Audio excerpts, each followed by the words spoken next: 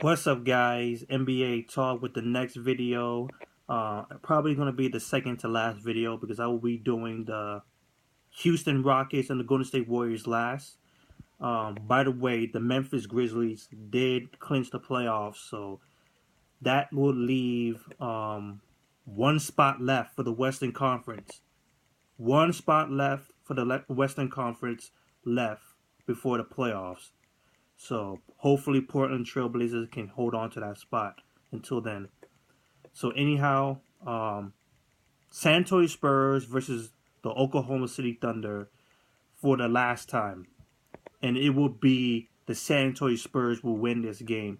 Very tough bout because Oklahoma City Thunder gave them all they could get, all they could handle a little bit. Well, in terms of Russell Westbrook, he was giving them all they can handle, pretty much getting a triple double too. My ad. I think this is his 39th triple double, so he's close, man. Very close for Oscar Robertson. He's probably going to average a triple double by now. So congratulations to Russell Westbrook playing a good game.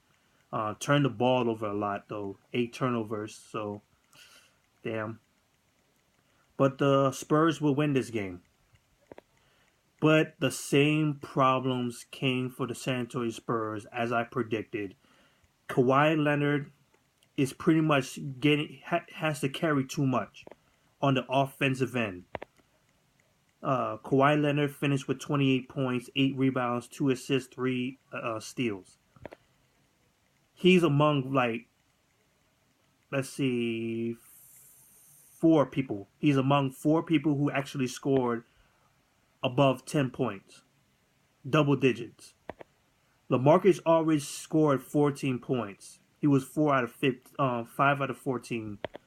He also picked up 10 rebounds, if you might add, and 3 block shots. Tony Parker only had 8 points. He was 4 for 11.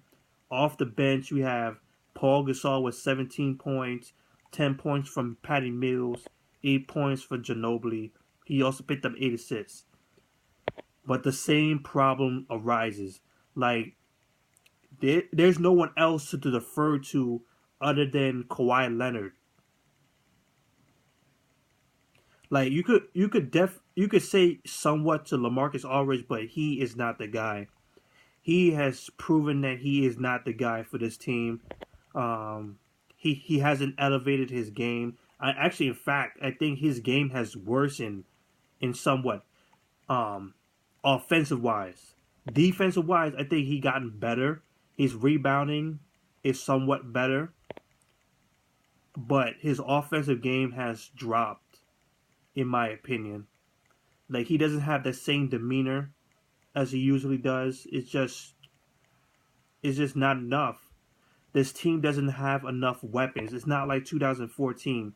They had shooters all around. Tony Parker was actually still good. He was slippery. He was swift. You couldn't touch this guy. He could just get to the basket without even being touched. Now he can barely score. He can barely pass the ball good.